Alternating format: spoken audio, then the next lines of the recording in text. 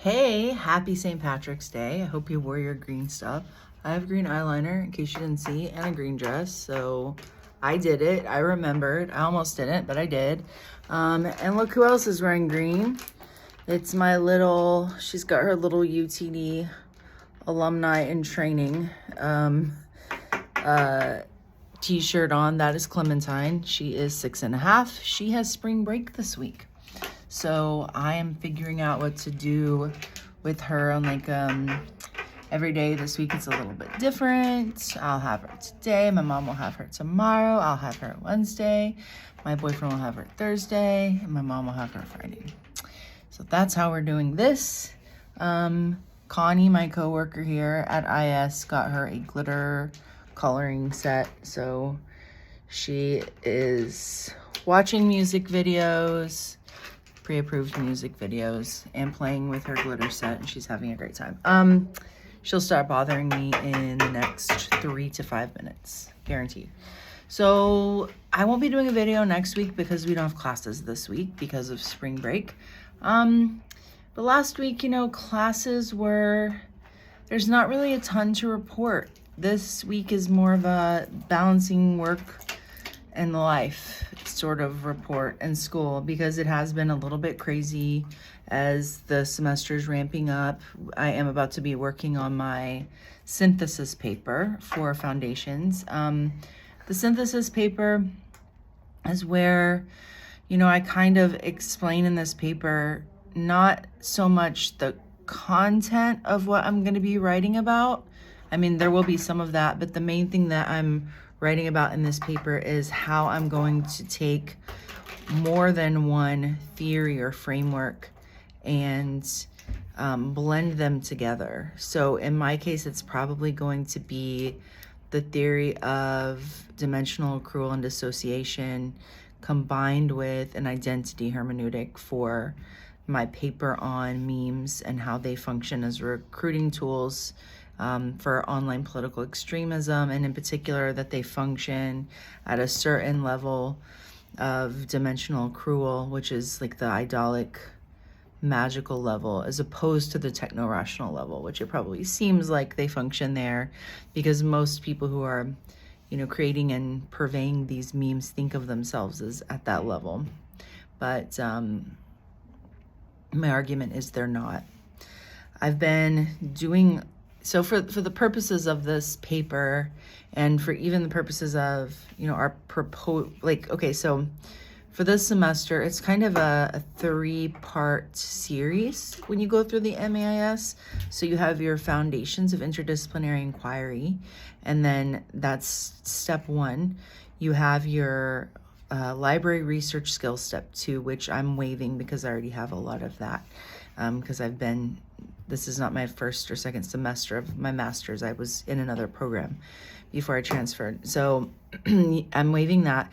And then you have your capstone, which is kind of where you start putting together, well, not really putting together, but because you've already, in this class, we'll do an annotated bibliography, but you're really going to be making sure that you have the right research tools and literature, and that you are bringing together all the right data.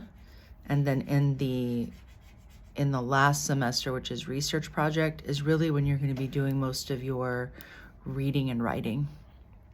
So I've already started some of my reading. I read a book called Black Pill by a journalist named Ellie Reeve, who worked for Vice and I think now works for CNN. And she covered the Unite the Right rally at Charlottesville, and she won a Peabody and an Emmy Award for a documentary that she made for Vice called Charlottesville Race and Terror. I highly recommend that documentary as well as her book Black Pill. And so she talks a lot. She's a journalist, right? And so she's reporting. She's on the ground at these events. She was also at January 6th, and she's talking to these people, and she's doing a lot of she's a reporter, and so she has like a different approach. But a lot of what she's telling me is really interesting because of the people that she talks to and what they tell her about how they were radicalized online is really useful. It's a good jumping off point for my research, at least for the part of my research that will involve like digital ethnography. So I am doing some reading already. I've also collected some books for an independent study that I want to do in the fall on, more or less it's kind of how like online, like digital cultures function is kind of like this. It's kind of like a continuation of what Betty Friedan called the feminine mystique in the 50s. Specifically looking at digital cultures like on TikTok, the trad wife culture, which intersects a great deal with white nationalist cultures and how they, how women become radicalized through these cultures, or within, or with the help of, right? And I've collected a few books. Sisters of Hate by Sayward Darby is one. And another is Pink Pilled. I forget who wrote it. I need to include all this. But, and then there's one more. But I'm collecting some books on women in the far right sort of digital movement. I'm also going to get a copy of Right Wing Women by Andrea Dworkin. I'm a big fan of Andrea. I actually have an Andrea Dworkin tattoo. It says Fully Conscious. So if you know the quote, then you know the quote. If not, you should Google it. But, yeah, so I wanna do that work. This thing on memes and magical idolic thinking and how memes function almost as magical symbols, and you know, it's kind of a digital cultures sort of project, and the same for the Women in Online Extremism project, which I think I might move into a PhD dissertation eventually. So I'm starting to look at PhD programs. My poetry class, I'm starting to think about putting together the final project, which is a digital chapbook. I'm trying to pick the 4 poems that I want to use. We've written 2. I do not like my second one.